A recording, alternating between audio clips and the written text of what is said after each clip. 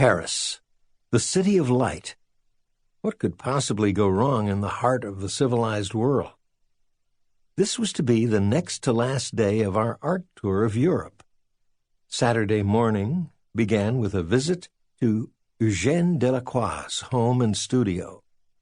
The studio contained Delacroix's palette, his easel, the chair he sat in, and his writing desk.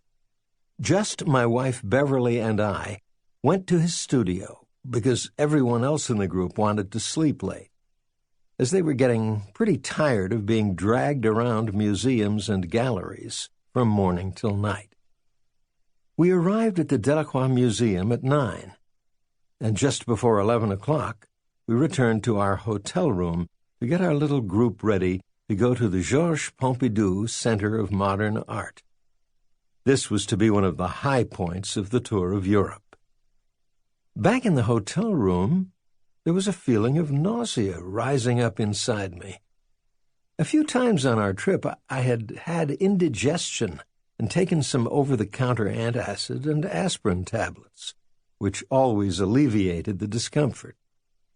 Now I took 2 aspirin and washed them down with some stale Coke from the evening before and continued talking to one of the students, trying to ignore the growing discomfort in my stomach.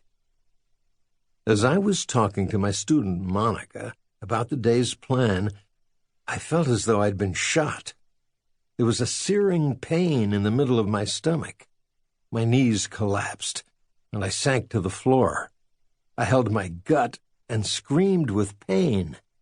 Something terrifying was happening inside me, and I didn't know what it was. I was surprised that there was no wound on the outside of my body. In fact, there had been no sound, and as I glanced about, there was no way a bullet could have entered the room. I looked up at the windows that opened onto the balcony. Morning sunlight was streaming through the closed glass of the balcony doors, filtered through the sheer curtains. There was no broken glass where I expected to see a bullet hole in the window. No ripped hole in the pristine curtain. There was only a wound deep inside my abdomen. The pain was drowning me, like I was sinking into a lava pool of agony. As I thrashed about on the floor in desperate confusion, I searched feverishly for some explanation of what was happening to me. One minute I was talking with Monica about our upcoming museum visit, and the next I was writhing on the floor, consumed with pain. I had collapsed at the foot of the bed, but had wriggled my way into the narrow space between the wall and the bed. In terror, I struggled into a space where I would be safely wedged into a fetal position. Constricted between the bed and the wall, I struggled to control my rising panic. By screaming and groaning, I knew I was adding to my predicament and making it impossible for my wife to understand what was happening to me. I screamed for my wife Beverly to get a doctor.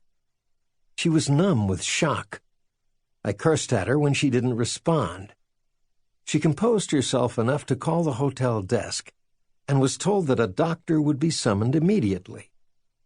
From the floor, I looked up at the full-length windows and the French doors to the balcony. Through the transparent white curtains, light was flooding into the little hotel room, and outside, the sky was a brilliant cerulean blue. Somehow I felt reassured by the beauty of the day. Something was very wrong with me, but I took comfort in the fact that a doctor was on the way. This was Paris, the city of light. I would be okay. As I waited, the pain kept getting worse. I tried to be stoic. I fought to control the gnawing terror.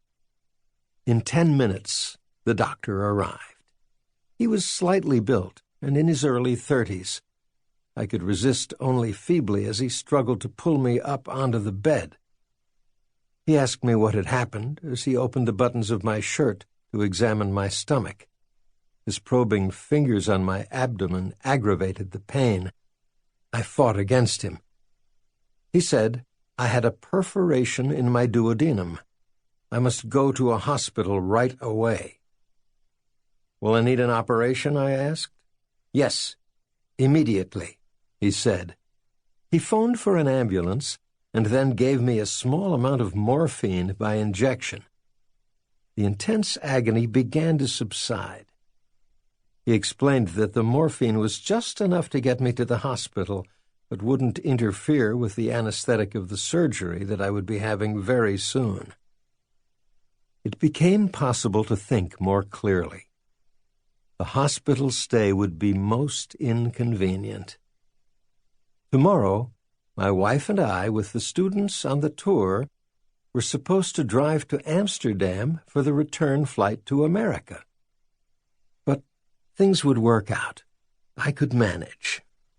I always had.